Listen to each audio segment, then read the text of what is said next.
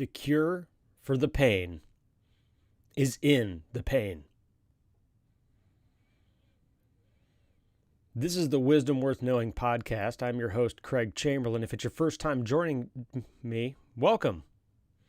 Thanks for giving me a shot. The Wisdom Worth Knowing podcast streams live on Facebook and YouTube. You can like, share, and subscribe on Facebook, YouTube, or Rumble.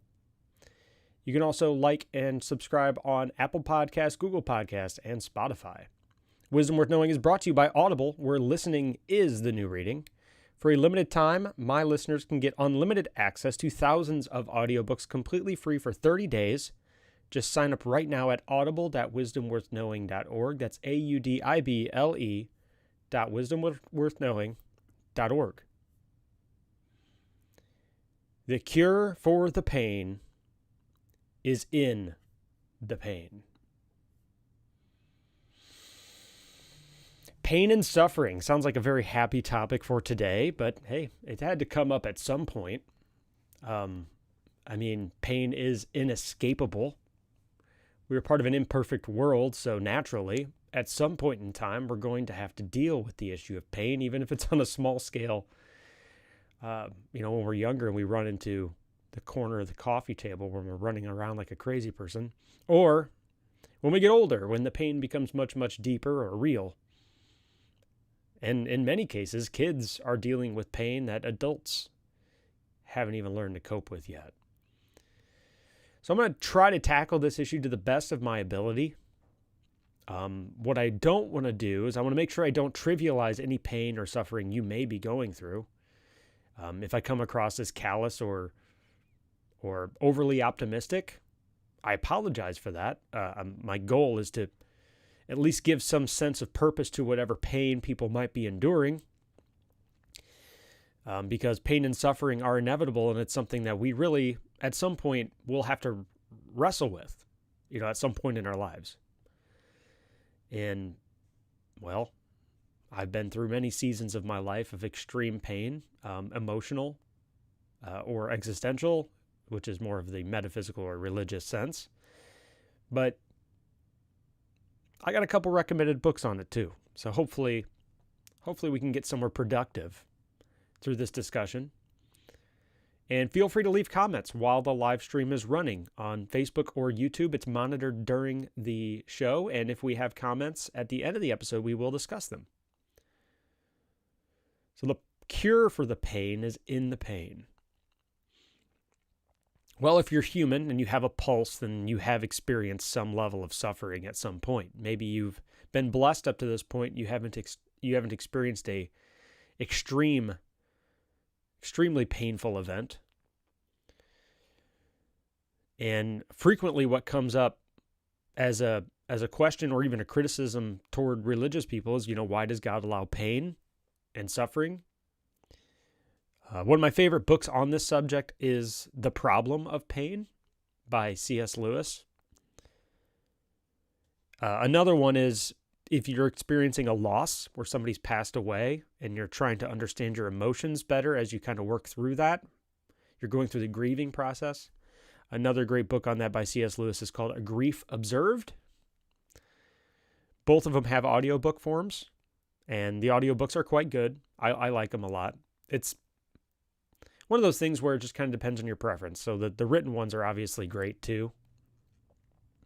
But the Problem of Pain and A Grief Observed are great books on this subject. But what I've kind of learned through experience is that every area of our lives that we experience growth in, we also experience pain in. And so I'm going to try to the best of my ability, communicate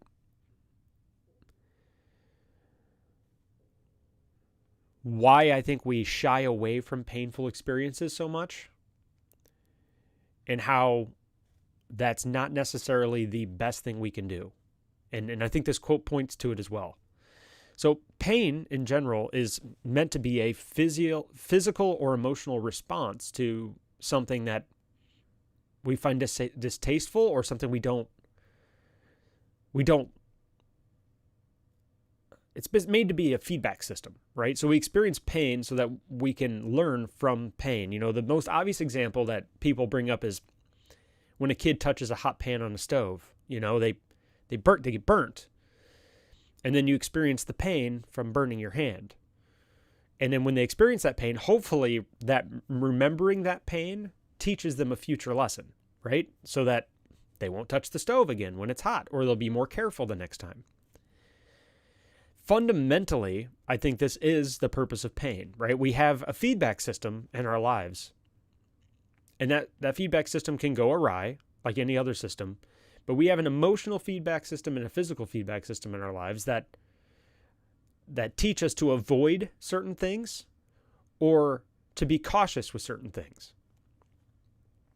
The problem is if we are wrong-headed about this feedback system and we assume that pain should not exist at all, or we put ourselves in situations in which we never experience pain,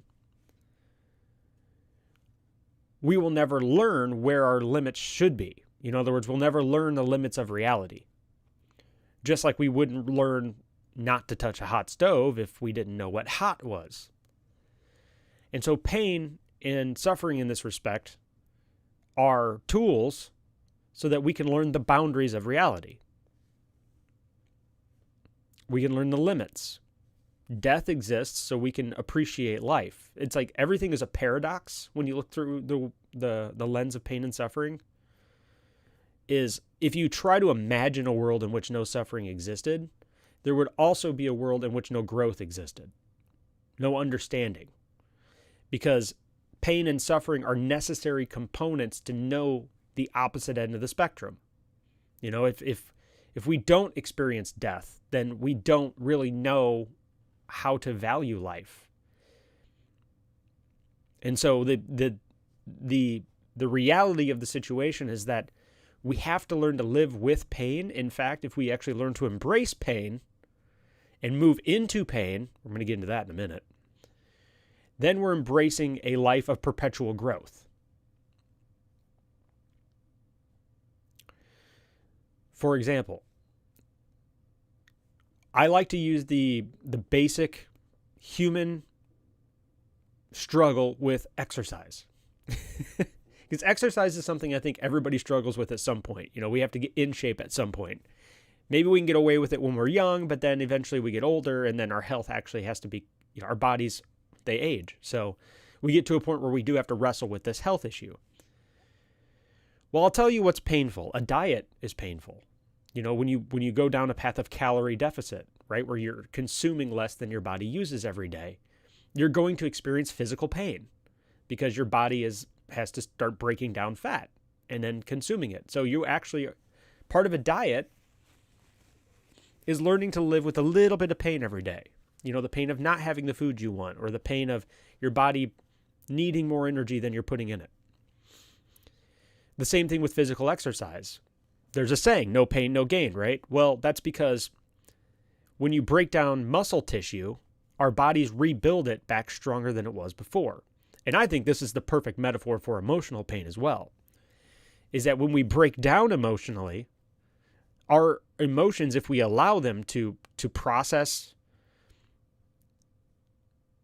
fully, and we accept our emotions, and we don't reject the feelings that we're experiencing, and we aren't honest about them. If we don't reject them and we allow them to fully manifest, and maybe we even journal about it, then that allows our emotions to be ripped down, much like our muscle tissue. And then that painful experience, much like our muscles, get rebuilt stronger than they were before. So it is like building emotional and spiritual muscle when we experience pain. And when we've really grasped this concept, then pain doesn't, not only does it become an essential component with life, but it actually, there's a rare breed of people who walk into pain and suffering because they realize that is the optimal path to the optimal and fastest route to growth. There's a book that is a military book, and the gentleman's name is David Goggins, and it's called Can't Hurt Me. He was raised in an abusive home, physically abusive, like to a ridiculous degree. There's bad language in it because he's a military guy, and actually I think it sells his approach to life quite well. I don't think the language is unnecessarily used. But the book is called Can't Hurt Me because he talks about how I think it's the 10% rule or the 20% rule, how when we mentally think we've reached our limit, we've really only reached our 10% or our 20%. In other words, like, we can master this walking into suffering thing. And he was able to transform his life from an abusive family, physically abusive childhood, to a massively overweight and obese youth where he was in his 20s and he gained a ton of weight, to joining the military, becoming a U.S. Navy SEAL, and eventually becoming the Ultraman, which is one of the highest physical achievements, if not the highest physical achievements a human being can reach. And in the book, Can't Hurt Me, he describes this necessity of going into pain and suffering because that's where you grow. And if we can master pain, then there is no limits to our potential. There's actually an amazing part of his story that's in the book that I'm not going to spoil here because if you read the book, it was just like a holy cow moment for me when I literally had to sit down the book and go, wow, this is ridiculous. You can follow him on most of the major social networks as well. He's very active and engaged with his community. That's David Goggins. But this basic idea of our comfort zones are not only do we not grow in our comfort zones, but they're really only meant to be places we visit, not places we live, is a whole different outlook on what you can look at or how you can look at your life. We're going to go in that here in a moment. But first, Wisdom Worth Knowing is brought to you by Amazon Audible. If you're like me and you love reading but don't have the time, then Audible audiobooks may be the perfect solution for you. With Audible, listening is the new reading. You can pop in your earbuds and discover that next exciting adventure or expand your knowledge from any PC, Mac, Android, Alexa, or Apple device. And check this out. For my listeners, for a limited time, you can get instant access to thousands of audiobooks from Audible's Premium Plus catalog completely free.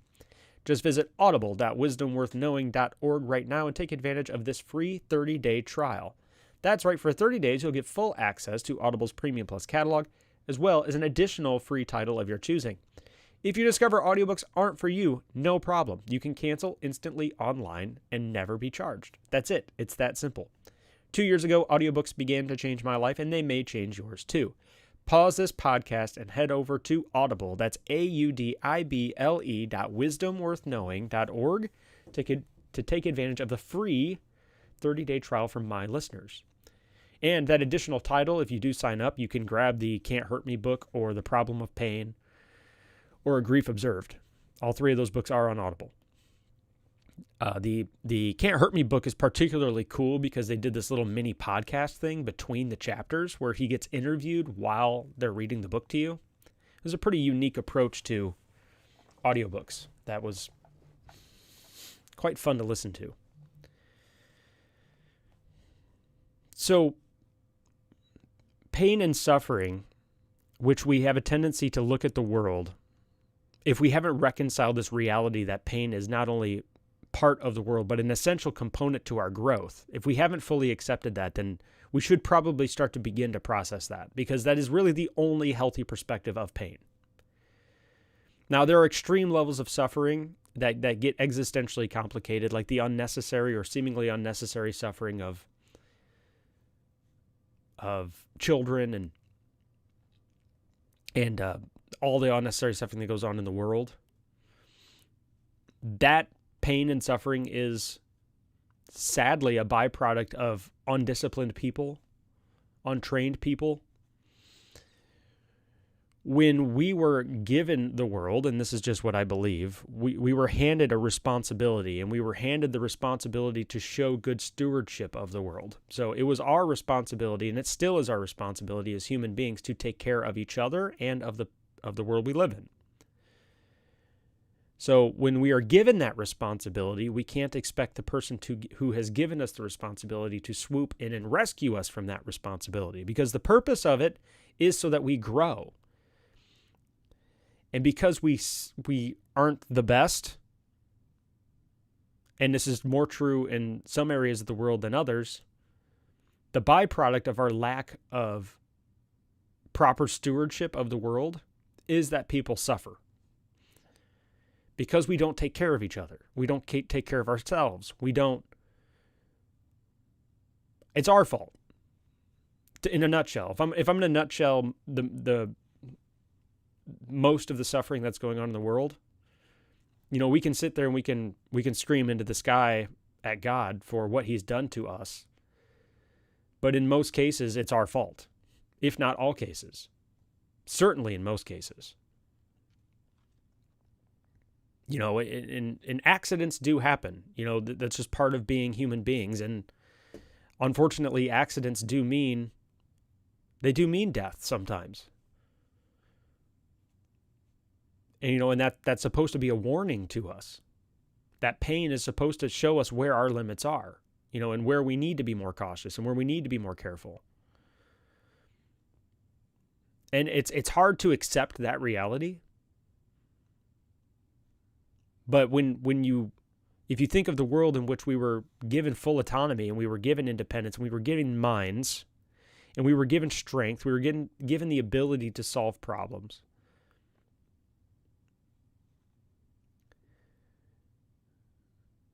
You begin to understand that when things kind of fall apart, it's generally because of decisions that were made poorly in the moment or poorly many, many generations ago. And often we see the consequences of that poor decision-making in their most horrific form at the end of it. And so everything we do matters. All the decisions we make matter. And it's hard to see. It's hard to see sometimes. It's hard to see the negative consequences of poor leadership, of poor stewardship, because ultimately the kids suffer first. Our children and our youth suffer before anybody else. They suffer under our lack of wisdom and our lack of responsibility more than we do, because children haven't fully developed and cultivated the emotional tools and experience necessary to deal with reality. And so it's our responsibility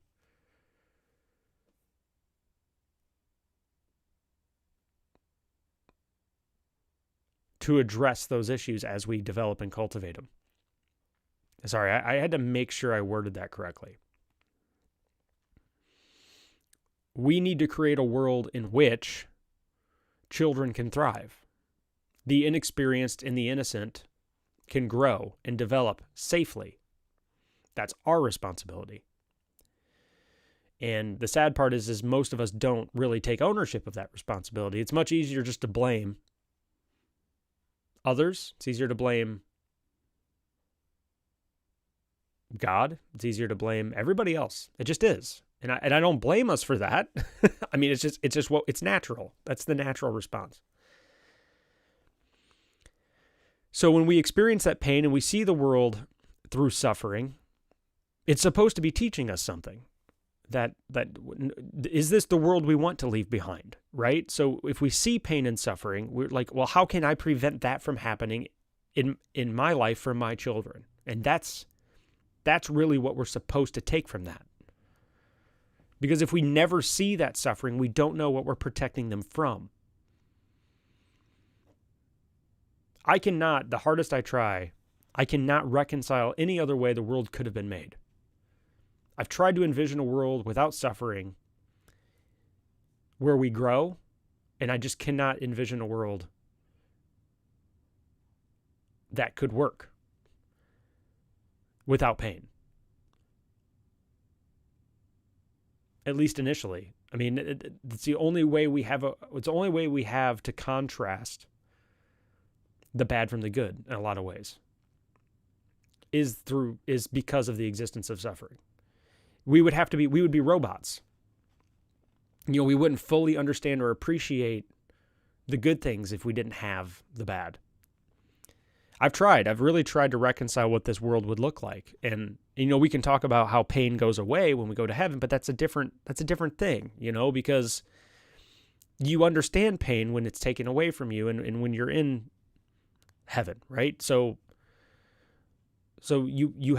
it makes heaven that much better because you've experienced suffering and now you're experiencing the opposite side of that suffering. You're in a world in which suffering no longer exists, but you only value suffering no longer existing if you've experienced suffering. So it's like, again, I've really tried to reconcile that part of it, but I definitely think pain is part of life and it's an essential component in life. And the cure for the pain is in the pain. When we walk into that suffering, we can strengthen ourselves through it. Or we can deny it that it exists and hide in our corners and put our heads under the, in the dirt and never acknowledge its existence.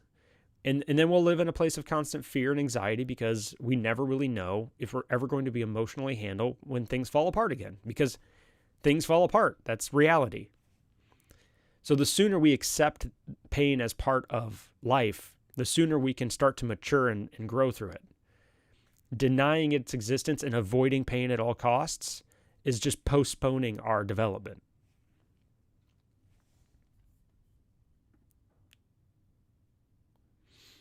So it really is a whole different philosophy and approach to life.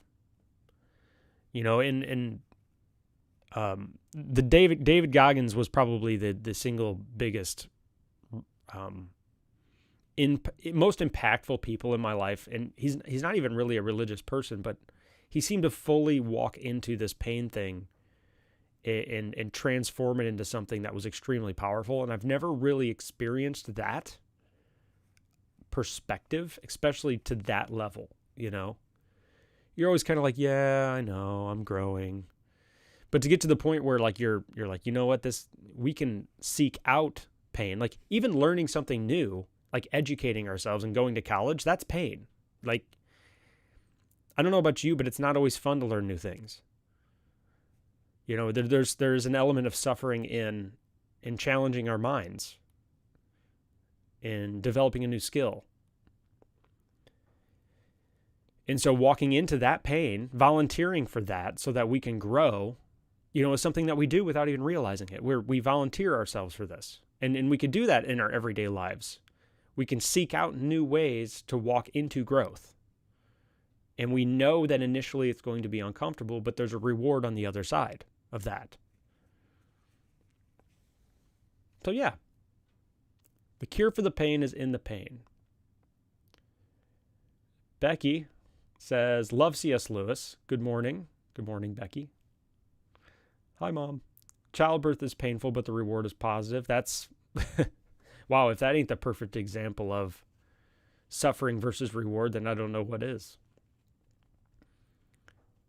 She says the hardest part of raising a child is not the birth itself. Yeah, it's all the suffering that comes after. But the I can honestly say that my most having kids has been the single biggest growth opportunity for me in my life. I didn't realize how soft I was until I had kids. I didn't realize how good I had it in terms of comfort until I had kids, because kids will challenge you in every way, physically, emotionally, spiritually, more than, anything I've ever experienced in my life. That's been the single, and but like you said, it's so incredibly rewarding at the same time. So it's like a bittersweet, it's like a bittersweet reality. So we can resent the things in our lives that bring us pain, but quite often those things that bring us pain also help cultivate the strongest parts of ourselves. So it is a weird relationship we have with pain, because there's moments in your life where you're like, can this just stop and go away? I don't want to deal with this anymore. But that could be true for anything, not just child rearing. It can be true for any level of suffering. It's like, I don't want to deal with this today. But the truth is if we don't give up, throw up our hands and walk away, we're getting in the trenches and we're getting We're getting stronger, even though it doesn't feel like it. Walking into and volunteering ourselves to continually to fight against things falling apart is arguably the most courageous thing we can do, but it's also the smartest thing we can do, because it hopefully prepares us for that next emotional battle. So, good topic for today. I'm glad you all picked this quote. It was a good one. You're listening to Wisdom Worth Knowing. I'm your host, Craig Chamberlain. If it's your first time joining, I want to thank you for giving us a shot. Don't forget to like, share, and subscribe on Facebook, YouTube, and Rumble before you go. Feed those algorithms so that the show continues to grow. You can also subscribe on wisdomworthknowing.org through Apple Podcasts, Google Podcasts, and Spotify. Wisdom Worth Knowing is brought to you by Audible, where listening is the new reading. Before you head out or after you head out, don't forget to take advantage of the free offer for my listeners to get unlimited access to thousands of audiobooks completely free for 30 days. You can visit audible.wisdomworthknowing.org. That's audible.wisdomworthknowing.org. And let's remember for today that the cure for the pain is in the pain. So walk into suffering today in some form, even if it's a little bit of suffering. And then maybe you'll have a little bit of growth. And we'll grow a little bit through it. And we'll do that every day, just like exercise. And we'll start growing the physical, spiritual, and emotional muscles necessary to be better people. And until tomorrow, let's work on being the best version of ourselves we can for today, because that, as always, is all we can do. So thanks for stopping by. I will see you all tomorrow.